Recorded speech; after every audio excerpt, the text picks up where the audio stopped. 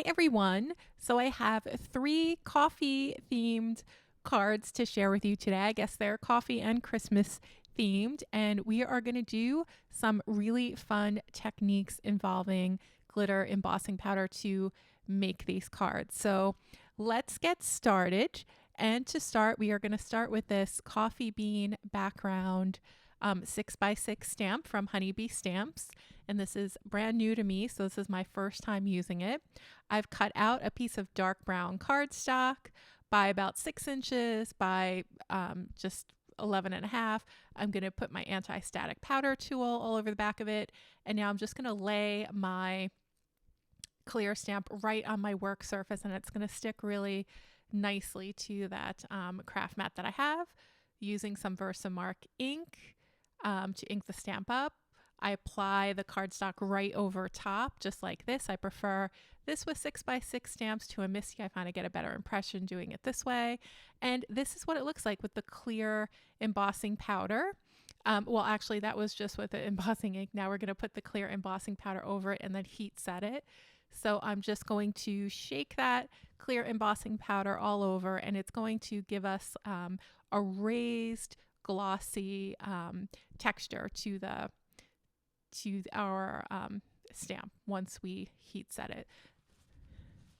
So I'm just, if I missed any areas, I'll just apply some more embossing powder over it and then shake it off.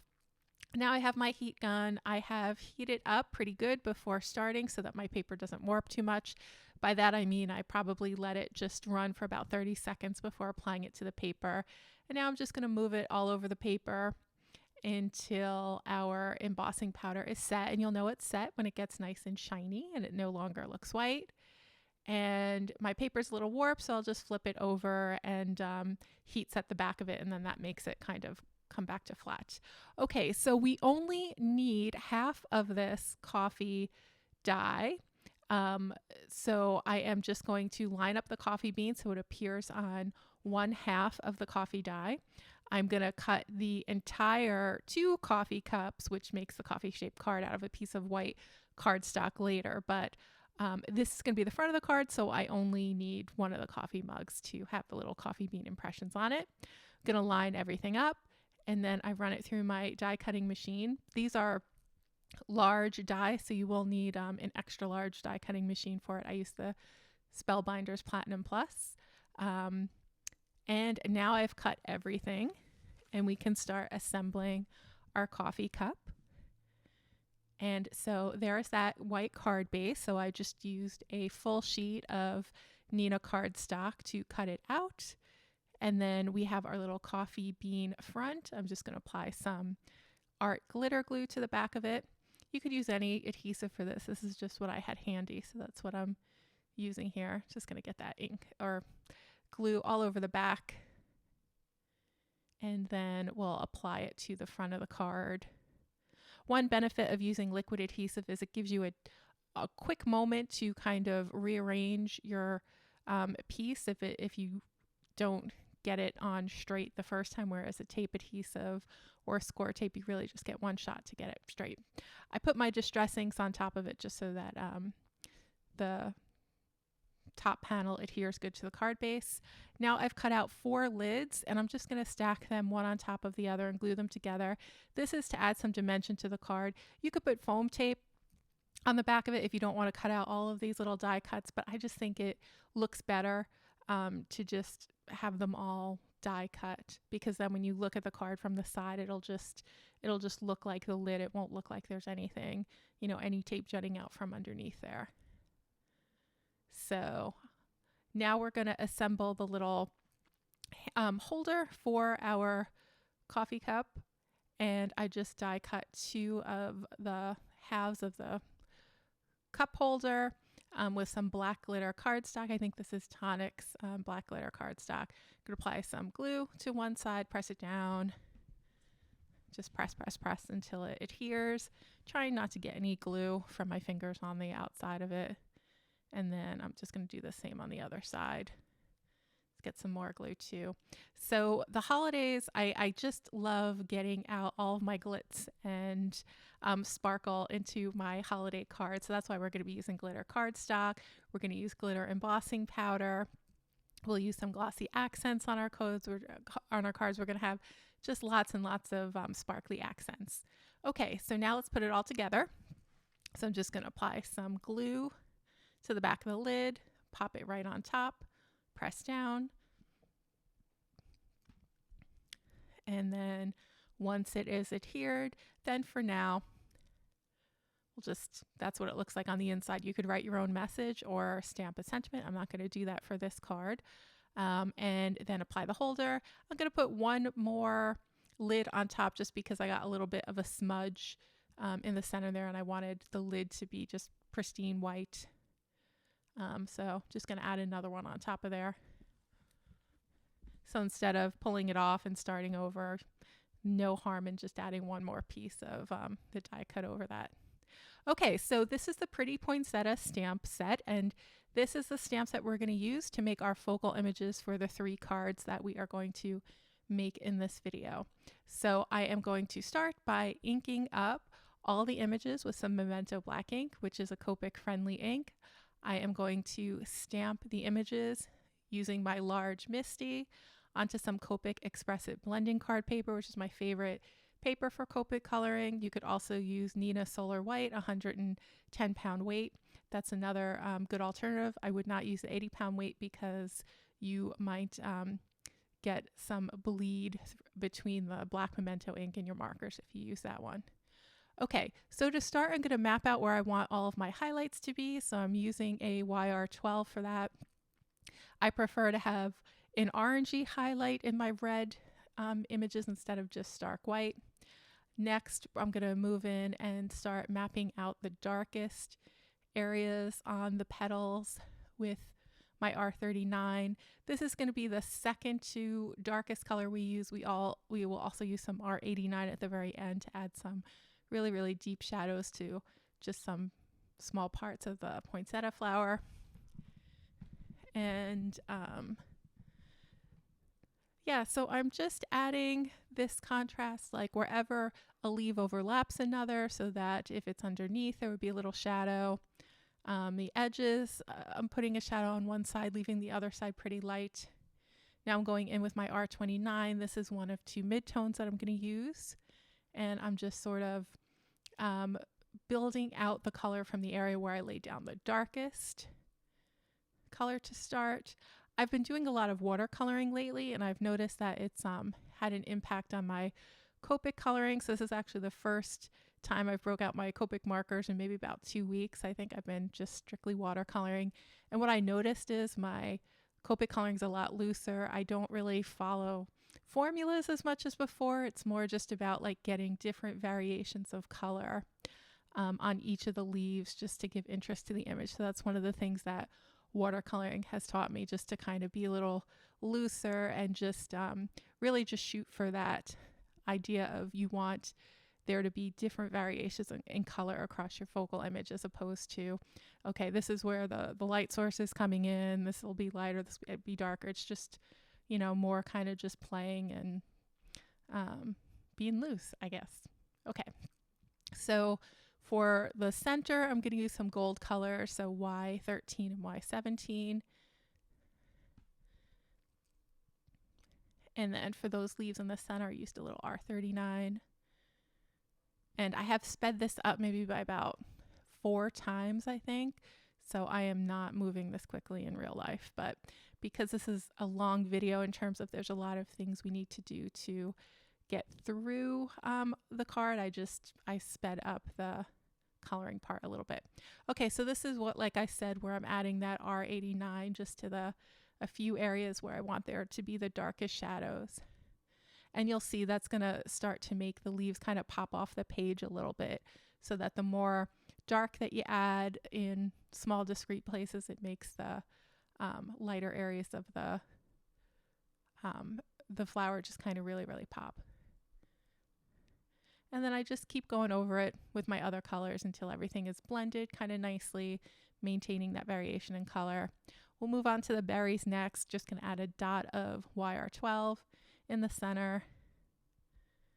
Add a little bit of R39 as well. Sometimes it's just like a tiny little dot on each of the berries.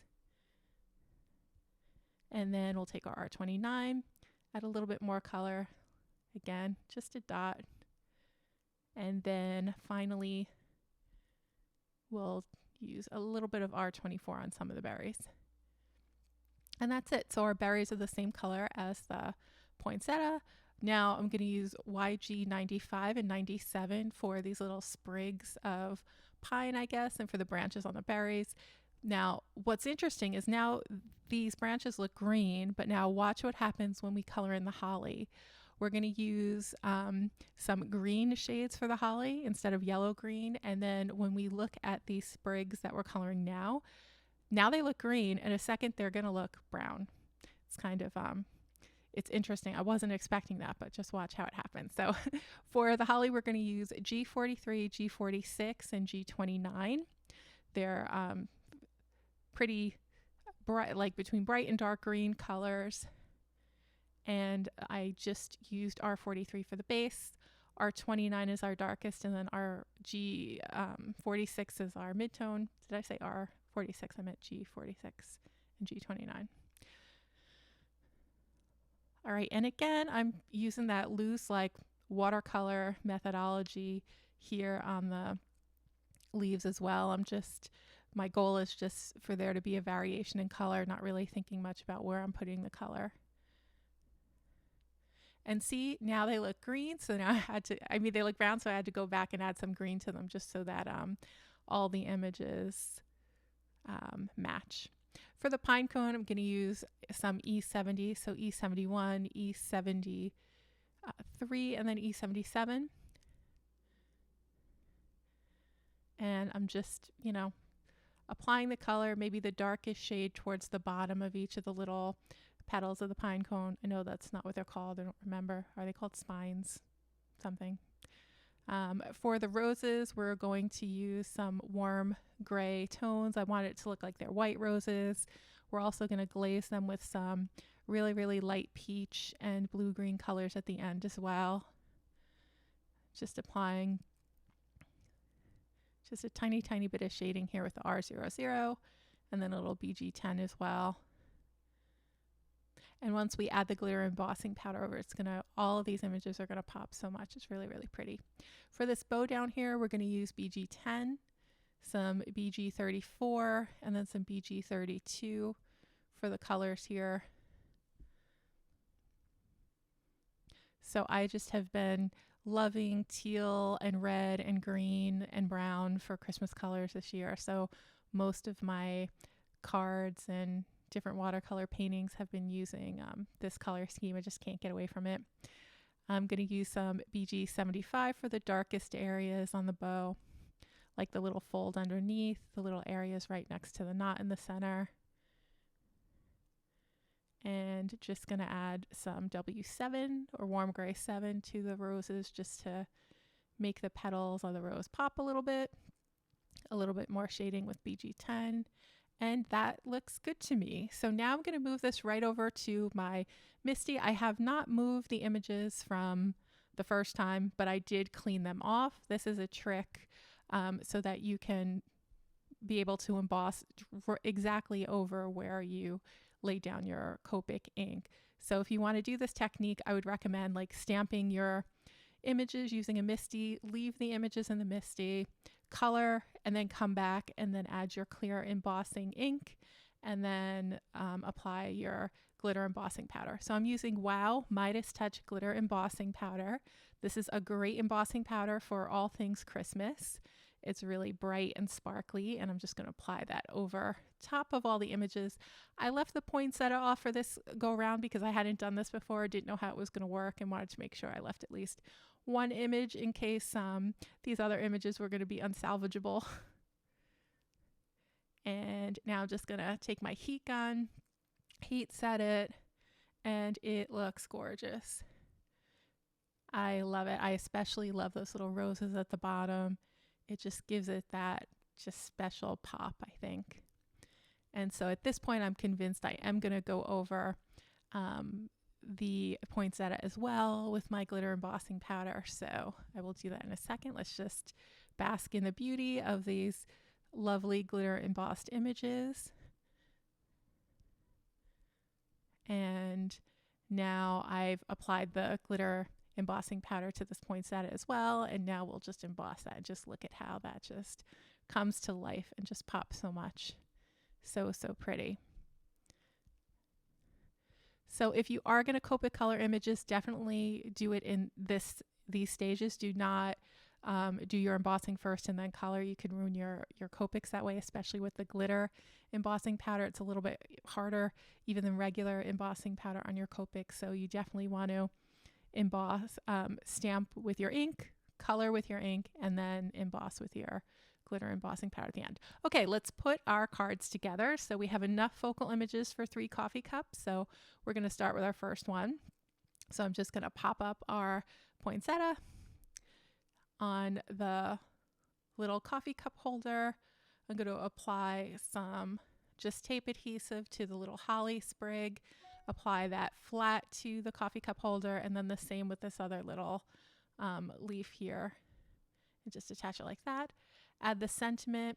I've used some, I think, Arctic blue cardstock and just stamped it with black ink. And then just showing you could add a sentiment to the center if you like. Now we're going to move on to our second version. So I used the Wow embossing powder for these coffee beans on the front of it. So it works not just with the Copic images, but it's also really nice with your background stamps as well. I have some holographic cardstock for our coffee cup holder. Going to apply the roses on some foam tape above, and then we're just going to lay these other images flat against the coffee cup holder. So we have another sprig. We have our pine cone. Going to pop that one up as well. Just tuck it in behind the roses, and then we're going to do the same with our little holly leaf. I'm just going to pop it up on the thinnest piece of foam tape and then just stick that in there. And now we're going to attach this Merry and Bright sentiment to the front. These sentiments are all in the Pretty Poinsettia stamp set, and they also have the die cut, so you can die cut out the sentiments as well, which I just love about the honeybee stamp dies. Now, this is one where I put a sentiment in the center, so that's what it looks like if you want to do that. Put that one to the side, and we will use our last one. For this, I'm going to use this Fresh Brewed 6x6 paper pad by Honeybee Stamps. And I just picked 2 of the pattern papers and use those for the card base and then for our little coffee cup holder.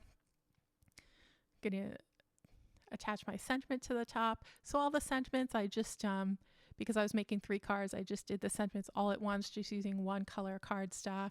This is a little leftover piece from that coffee bean stamp before, so I thought it'd be nice to just use the little circle die in the coffee cup die set to cut that out. And then this is the bow. Just going to attach that right overhead and then add some little sprigs of berries behind it. And that is going to finish off our card. So these came together pretty quickly after I got through the embossing and the coloring. Just putting them together maybe took me about 10 minutes to put these 3 together. And here they are. So here are our 3 glittery, blingy, Christmassy coffee cards. You could also add a little gift card holder pocket on the inside if you wanted to make these gift cards. Just lots of options with these. This could be a really big gift tag if you like, or it could just be a traditional Christmas card. It's really up to you. All right, everyone, I hope you enjoyed this video. I hope you give these cards a try, and I will see you again soon in the next video.